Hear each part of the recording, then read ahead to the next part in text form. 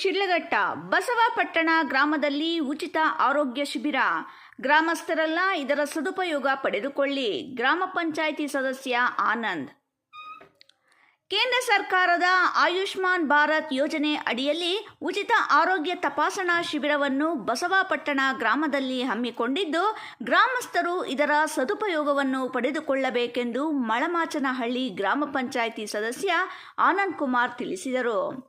ಶಿಡ್ಲಘಟ್ಟ ತಾಲೂಕಿನ ಮಳಮಾಚನಹಳ್ಳಿ ಗ್ರಾಮ ಪಂಚಾಯಿತಿ ವ್ಯಾಪ್ತಿಯ ಬಸವಪಟ್ಟಣ ಗ್ರಾಮದಲ್ಲಿ ಕೇಂದ್ರ ಸರ್ಕಾರದ ಆಯುಷ್ಮಾನ್ ಭಾರತ್ ಯೋಜನೆ ಅಡಿಯಲ್ಲಿ ಉಚಿತ ಆರೋಗ್ಯ ತಪಾಸಣಾ ಶಿಬಿರವನ್ನು ಹಮ್ಮಿಕೊಂಡಿದ್ದು, ಈ ಆರೋಗ್ಯ ಶಿಬಿರ ಕರ್ನಾಟಕ ರಾಜ್ಯದಲ್ಲಿ ಚಿಕ್ಕಮಗಳೂರು ಹಾಗೂ ಚಿಕ್ಕಬಳ್ಳಾಪುರ ಜಿಲ್ಲೆಗಳಲ್ಲಿ ಮಾತ್ರ ನಡೆಯುತ್ತಿದ್ದು, ಈ ಎರಡೂ ಜಿಲ್ಲೆಯ ಪ್ರತಿ ತಾಲೂಕಿಗೆ ಒಂದು ಗ್ರಾಮದಲ್ಲಿ ಮಾತ್ರ ನಡೆಯುತ್ತಿದ್ದು, ಶಿಡ್ಲಘಟ್ಟ ತಾಲೂಕಿನ ಮಳಮಾಚನಹಳ್ಳಿ ಗ್ರಾಮ ಪಂಚಾಯಿತಿ ವ್ಯಾಪ್ತಿಯ ಬಸವಪಟ್ಟಣ ಗ್ರಾಮದಲ್ಲಿ ಈ ಆರೋಗ್ಯ ಶಿಬಿರ ನಡೆಯುತ್ತಿರುವುದು ಹೆಮ್ಮೆಯ ಸಂಗತಿ.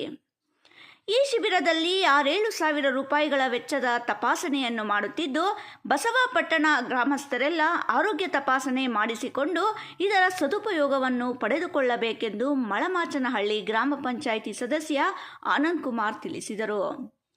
ಶಿಬಿರದಲ್ಲಿ ಮಾತನಾಡಿದ ತಾಲೂಕು ಆಡಳಿತ ವೈದ್ಯಾಧಿಕಾರಿ ವೆಂಕಟೇಶ್ ಮೂರ್ತಿರವರು, ಗ್ರಾಮದಲ್ಲಿನ 10 ವರ್ಷ ಮೇಲ್ಪಟ್ಟ ಪ್ರತಿಯೊಬ್ಬರೂ ಆರೋಗ್ಯ ತಪಾಸಣೆಯನ್ನು ಮಾಡಿಸಿಕೊಂಡು ಏನಾದರೂ ಆರೋಗ್ಯ ಸಮಸ್ಯೆ ಇದ್ದಲ್ಲಿ ಅಲ್ಲಿಯೇ ಸೂಕ್ತ ಚಿಕಿತ್ಸೆ ಪಡೆಯಬೇಕೆಂದು ತಿಳಿಸಿದರು. ಗ್ರಾಮ ಪಂಚಾಯಿತಿ ಪಿಡಿಒ ಶೈಲಾರವರು ಮಾತನಾಡಿ, ಆರೋಗ್ಯ ತಪಾಸಣೆಗೆ ಯಾರೂ ಸಹ ಆತಂಕ ಭಯಪಡದೆ ಪ್ರತಿಯೊಬ್ಬರೂ ತಪಾಸಣೆ ಮಾಡಿಸಿಕೊಂಡು ಅವಶ್ಯಕತೆ ಇದ್ದಲ್ಲಿ ಚಿಕಿತ್ಸೆ ಪಡೆದು ಉತ್ತಮ ಆರೋಗ್ಯ ಪಡೆಯಬೇಕೆಂದು ತಿಳಿಸಿದರು. ಈ ಆರೋಗ್ಯ ಶಿಬಿರವು 10 ದಿನಗಳ ಕಾಲ ನಡೆಯುತ್ತಿದ್ದು, ಶಿಬಿರದಲ್ಲಿ ಪಾಲ್ಗೊಂಡಿರುವ ಸುಮಾರು 30ಕ್ಕೂ ಹೆಚ್ಚು ಸಿಬ್ಬಂದಿಗೆ ಊಟ ವಸತಿ ಸೇರಿದಂತೆ ಎಲ್ಲ ಸೌಲಭ್ಯಗಳನ್ನು ಗ್ರಾಮ ಪಂಚಾಯಿತಿ ಸದಸ್ಯ ಆನಂದ್ ಕುಮಾರ್ ಅವರು ಒದಗಿಸಿಕೊಟ್ಟಿದ್ದಾರೆ. ಕಾರ್ಯಕ್ರಮದಲ್ಲಿ ಮೇಲೂರು ಪ್ರಾಥಮಿಕ ಆರೋಗ್ಯ ಕೇಂದ್ರದ ವೈ ರಮೇಶ್, ಗ್ರಾಮ ಪಂಚಾಯಿತಿ ಕಾರ್ಯದರ್ಶಿ ತಿಮ್ಮೇಗೌಡ, ಗ್ರಾಮ ಪಂಚಾಯಿತಿ ಅಧ್ಯಕ್ಷರು, ಸದಸ್ಯರು, ಆರೋಗ್ಯ ಇಲಾಖೆಯ ಡಾಕ್ಟರ್ ಗಣೇಶ್, ನಿಹಾರಿಕಾ, ಮನೋಜ್, ದರ್ಶ್, ಅಖ್ತರ್ ಸೇರಿದಂತೆ ಬಸವಪಟ್ಟಣ ಗ್ರಾಮಸ್ಥರು, ಮುಖಂಡರುಗಳು ಸೇರಿದಂತೆ ಇನ್ನೂ ಮುಂತಾದವರು ಭಾಗವಹಿಸಿದ್ದರು. ವರದಿ ಲೋಕೇಶ್, ಸಮಯ ಸುದ್ದಿ, ಶಿಡ್ಲಘಟ್ಟ.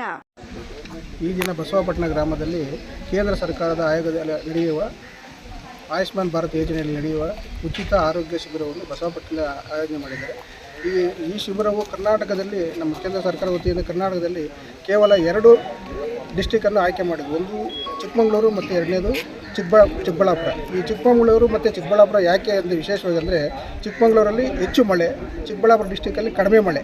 ಈ ಎರಡೂ ಯೋಜನೆಯಲ್ಲಿ ಒಂದು ಹೆಚ್ಚು ಮಳೆ ಮತ್ತು ಕಡಿಮೆ ಮಳೆ ಏನು ಆರೋಗ್ಯ ಸಮಸ್ಯೆಗಳಿರುತ್ತೆ ಇದ್ರ ಬಗ್ಗೆ ಒಂದು ತನಿಖೆ ಪಡೆಯಲಿಕ್ಕೋಸ್ಕರವಾಗಿ ಈ ಆಯೋಗವನ್ನು ಆಯೋಜನೆ ಮಾಡಿದೆ. ಅದು ಬಸವಪಟ್ಟಣ ನಮ್ಮ ಚಿಕ್ಕಬಳ್ಳಾಪುರ ಜಿಲ್ಲೆಯಲ್ಲಿ ಕೇವಲ ನಮ್ಮ ಚಿಕ್ಕಬಳ್ಳಾಪುರ ಜಿಲ್ಲೆಯಲ್ಲಿ ಶಿಡ್ಲಘಟ್ಟ ತಾಲೂಕಿನ ಬಸವಪಟ್ಟಣ ಒಂದೇ ಒಂದು ಹಳ್ಳಿಯನ್ನು ಸೆಲೆಕ್ಷನ್ ಮಾಡ್ಕೊಂಡಿದೆ. ಆ ಹಳ್ಳಿಯಲ್ಲಿ ಇರೋಂಥ ಎಲ್ಲ ಜನಗಳು ಬಂದು ಡಾಕ್ಟರ್ಸ್ ಒಂದು 30 ಜನ ಇರ್ತಾರೆ. ಅದು 10 ಜನಗಳಿರ್ತಾರೆ. ಅದಕ್ಕೆ ಬೇಕಾದಂಥ ಪರೀಕ್ಷೆ ಬೇಕಾದಂಥ ಎಕ್ಸ್ರೇ ಇರ್ಬೋದು, ಸ್ಕ್ಯಾನಿಂಗ್ ಇರ್ಬೋದು. ಮತ್ತು ಒಬ್ಬ ವ್ಯಕ್ತಿಗೆ ಒಂದು ಪರೀಕ್ಷೆ ಮಾಡಬೇಕಂತಂದರೆ ಟೆಸ್ಟ್ ಮಾಡಲಿಕ್ಕೆ 6,500 ತನಕ ಖರ್ಚು ಬರ್ತದೆ. ಆ ಟೆಸ್ಟಿಂಗ್ ಫೀಸ್ ಅಂತ ಏನು ಬರ್ತದೆ, ನಾವು ಅದೇ ಹೊರಗಡೆ ಹೋಗಿ ಮಾಡಿದ್ರೆ 6,500 ತನಕ. ಅಂಥ 6,500 ಬೇಕಾಗಿರೋಂಥದ್ದನ್ನು ಉಚಿತವಾಗಿ ಮಾಡ್ತಾರೆ. ಇದು ಕೇಂದ್ರ ಸರ್ಕಾರದ ಆಯೋಗದಲ್ಲಿ ನಡೀತಾ ಇರೋದು. ಅದರಿಂದ ಎಲ್ಲ ಬಸವಪಟ್ಟಣದ ಎಲ್ಲ ಸಾರ್ವಜನಿಕರು ಅವ್ರಿಗೆ ಏನೇ ಸಮಸ್ಯೆಗಳಿದೆ, ಅತಿ ಮುಖ್ಯವಾಗಿ ಅಸ್ತಮಾ ಇದಕ್ಕೆ ಸಂಬಂಧಪಟ್ಟ ಹಾಗೆ ಎಲ್ಲ ರೀತಿಯ ಟೆಸ್ಟ್ ಮಾಡ್ತಾರೆ. ಅದಕ್ಕೆ ಯಾವುದೇ ರೀತಿ ಬಸವಪಟ್ಟಣ ಗ್ರಾಮದಲ್ಲಿ ಮಿನಿಸ್ಟ್ರಿ ಆಫ್ ಹೆಲ್ತ್ ಅಂದರೆ ಆರೋಗ್ಯ ಇಲಾಖೆಯಿಂದ ಸಚಿವಾಲಯದಿಂದ ನಮ್ಮ ಬಸವಪಟ್ಟಣ ಗ್ರಾಮವನ್ನು ಆಯ್ಕೆ ಮಾಡಿಕೊಂಡು ಈ ಗ್ರಾಮದಲ್ಲಿರುವಂಥ ಎಲ್ಲ ಸಾರ್ವಜನಿಕರಿಗೆ 10 ವರ್ಷಕ್ಕೆ ಮೇಲ್ಪಟ್ಟಂಥ ಎಲ್ಲ ಸಾರ್ವಜನಿಕರ ಮಕ್ಕಳಿಂದ ಹಿಡಿದು ಎಲ್ಲ ಸಾರ್ವಜನಿಕರಿಗೆ ಉಚಿತ ಆರೋಗ್ಯ ತಪಾಸಣೆ ಜೊತೆಗೆ ಈಗ ನಮ್ಮ THO ಸರ್ ಹೇಳಿದಂಗೆ ಇರಬಹುದಾದ ಒಂದು ಪರೀಕ್ಷೆ ಇದೆ ಅಂತಲ್ಲ, ನಾನು ಪರೀಕ್ಷೆಗೆ ಒಳಪಟ್ಟೆ ಅಂದರೆ ನನಗಿದೆ ಅಂತ ಅಲ್ಲ, ಇದೆಯಾ ಇಲ್ವಾ ಅಂತ ಪರೀಕ್ಷೆ. ನಾವೆಲ್ಲ ಹೋಗ್ತೀವಿ, ಬ್ಲಡ್ ಕೊಡ್ತೀವಿ, ಏನೋ ಸುಸ್ತಾಯಿತು, ತಲೆ ಸುತ್ತಾಗ್ತಾ ಇದೆ ಅಂದರೆ ಹೋಗಿ ಶುಗರ್ BP ಚೆಕ್ ಮಾಡಿಸ್ಕೊತೀವಿ. ಅದೇ ಥರ ಇದು ಒಂದು ಚೆಕಪ್ ಅಷ್ಟೇ.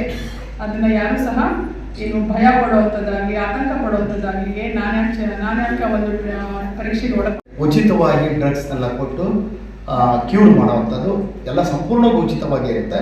ಅದನ್ನು ಮಾಡುವಂಥದ್ದು ಕಾರ್ಯಕ್ರಮ ಇಲ್ಲಿ ಮಾಡ್ಕೊಂಡಿದ್ದಾರೆ.